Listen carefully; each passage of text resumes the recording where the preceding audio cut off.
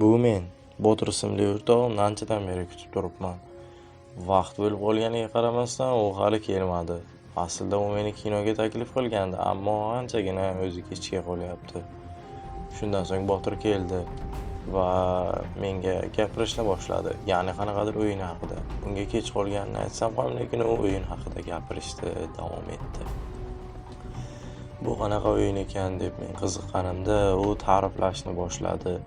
Bu shunaqangi o'yinki, eng zo'r, kulgili va hattoki ba'zida uni ko'rsang, juda ham g'alati o'yin deb bilasan. Ammo bu o'yin juda ham zo'r. Bu yerda sizning reklamangiz bo'lishi mumkin edi. Bu shunchaki qiziqarli taktik zo'r o'yin. Va eng asosiysi bu yerda ovozli chat mavjud. Bu esa o'yinni anchada qiziqarli qiladi. Shundan so'ng u menga o'yinni ta'riflab berar ekan, shu vaqtning o'zida birdaniga Shoxdiyor ismli qorovul kelib qoldi va bizga yigitlar, qo'linglarda biletingiz bor, bemalol kinoga kirishingiz mumkin deb aytdi. Va biz ikkalamiz bir-birimizga qarab biroz sukut saqladik va yugurib ketdik kino tomonga. Qorovul ham hozir kirishini va hech qanaqa to'polon qilmasligimizni aytdi. Biz bir-birimizga qarab kinoni ko'rishni boshladik. Ipak qurti bir bola direktor xonasiga bordi va direktorga eshigini taqillatmoqchi bo'lganida direktor shunchaki kuldi va u ishchi nimaga bunaqangi darajadaligini tushunmadi. Ammo boshliq unga kanalizatsiyaga tushish uchun ko'p pul taklif qilgandi va u rozi bo'ldi. Kanalizatsiyaga tushganida esa bir narsaga guvoh bo'ldiki, bu ishi xato edi. Chunki kanalizatsiya avvaliga odatiy holatda tuyulsa-da, uning ortidan qizil ko'zlar paydo bo'ldi. U uni payqashi bilan ortiga qaraganda ular yo'qolib qoldi. U shunchalik tezlik bilan direktor xonasiga borganda, direktor uning gaplarini eshitib shunchaki ustidan kulib tashladi.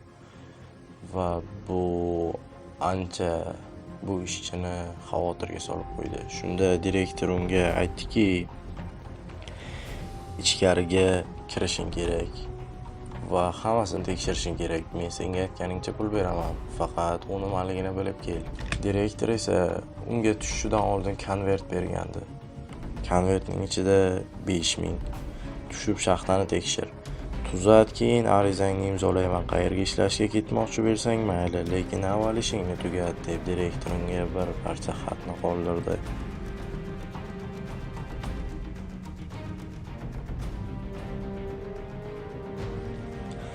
U bola pulga qaradi va bu 3 oylik ish haqqi edi. Qarzlarini yopsa bilardi, onasiga ham yordam berardi.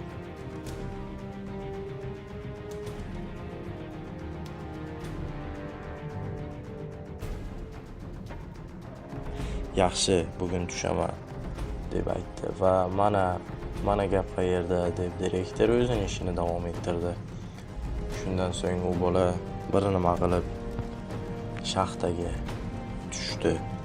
2 soatcha o'tdi va qo'lida kerakli qurollari bilan, orqasida esa ryukzak bilan o'sha joyga yetib keldi.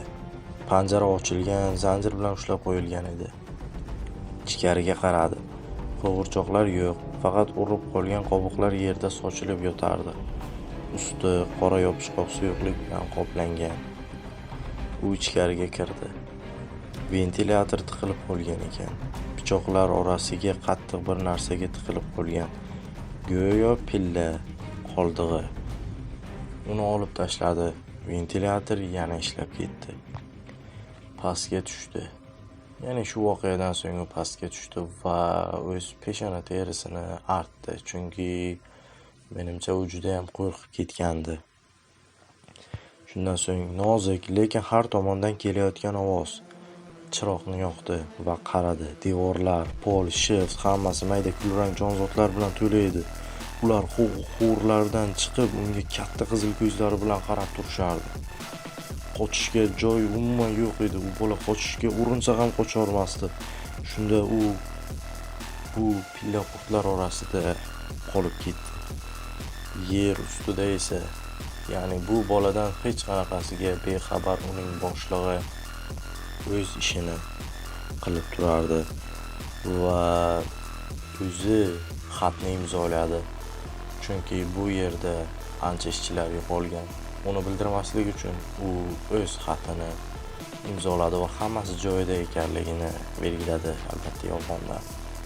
Va butun bir xatga shunchaki uni soxtalashtirib imzo qo'ydi, hammasi joyida deb. Va shundan so'ng film o'z nihoyasiga yetdi.